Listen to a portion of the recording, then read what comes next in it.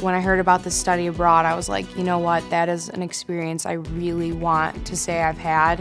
What better place to go to than the birthplace of the Spanish language? It's going to be my first time out of the country. I think I have a general understanding of Spanish. I'm looking forward to learning about culture and differing worldviews in the trip, and especially eating the food. Mingling with the locals, and I'm really looking forward to listening to their live music. I love flamenco guitar and classical guitar, and I'm gonna buy a guitar over there. I hope to learn words used by Spaniards on a daily basis, and really get to know their lingo, their vocabulary, and things like that. Sharing some adventures with people who have the same interest in studying abroad. So I'm really excited to get out of my comfort zone, which I don't think most people can say, but I don't know, I've just been really excited to it's an excited nervousness that I have for the trip. So I'm just ready to get on the plane on Thursday and go.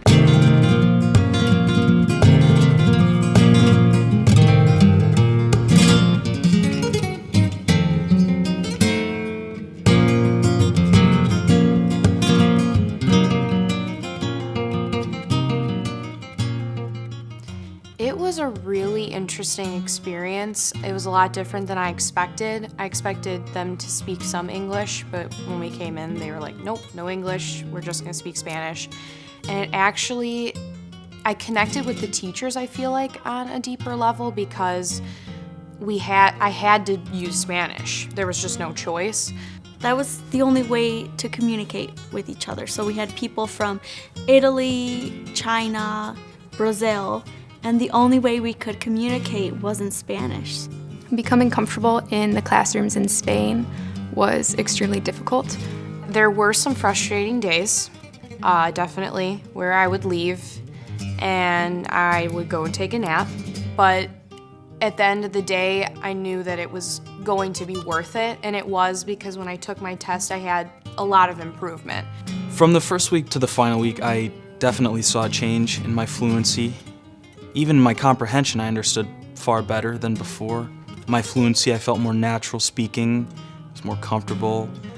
Even my teachers at the language school told me that I really improved, and they really saw it, and they saw my level of confidence in speaking.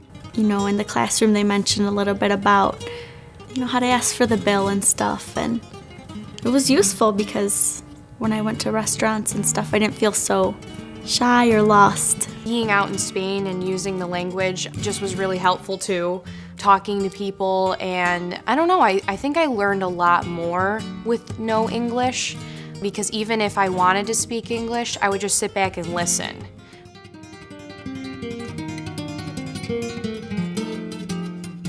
I would say my favorite experience from the trip was going to the Prado Museum, where I got this shirt.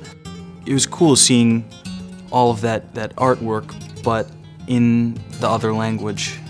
We went to a few art museums, and the image that's in my head right now when I remember is seeing Picasso's Guernica. Amazing. I've seen it in textbooks, art books, and just to be right there in the same room as it was amazing. I took actually an art history class at COD, and I learned about a lot of the art in the Prado Museum. So going there and, oh my gosh, I learned about this, I saw this, that was awesome. I actually emailed my art teacher while we were in Spain and said, hey, I was thinking about you, saw all these paintings, and so I found it really awesome to have that connection from a class.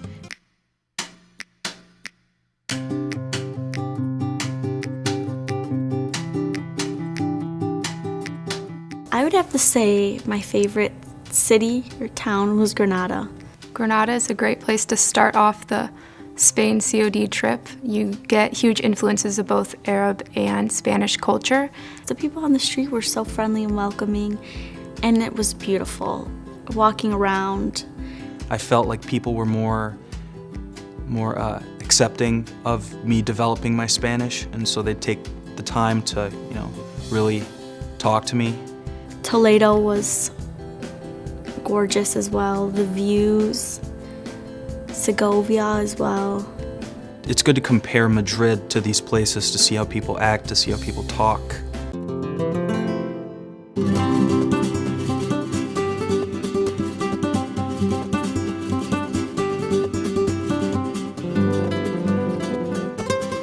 Valencia was very similar to Madrid in size, but it was a lot cooler. Close to the beach, the people were super friendly as well. Oh my gosh, well, the highlight of the trip for me, hands down, was the flamenco dancers. And I said earlier in the first interview before we left was I wanted to try and do new things. It was a great show. You can tell those people really put their heart and soul into dancing, and it seemed like a tradition. And it was this first weekend. It was just a great way to start off the trip. I was like, okay, I just need to get out of my comfort zone and do these things because these are the things I'm gonna remember. Being my first time in Spain, this trip surpassed all expectations. You get to learn more than you'd ever imagine in every way and gain knowledge of the culture and really get to interact with the people beyond a point that you'd think that you would have been able to before learning the language in that country. When I first was thinking about this trip, I thought to myself, can I do this? Is this even something that I'm capable of doing? Can I be away from home for a month? Can I learn Spanish? Could I pass this class? Can I take a history class too?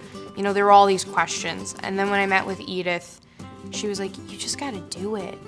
I would highly recommend this trip because just getting out there, speaking Spanish as much as you can, having new friends, everything about it was perfect. It was the best decision I've made. Nobody can take the experience away from me.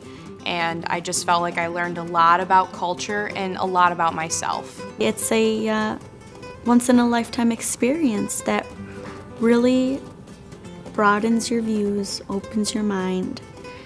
And I met people from all over the world in this trip and made new friends. It was great. So many reasons.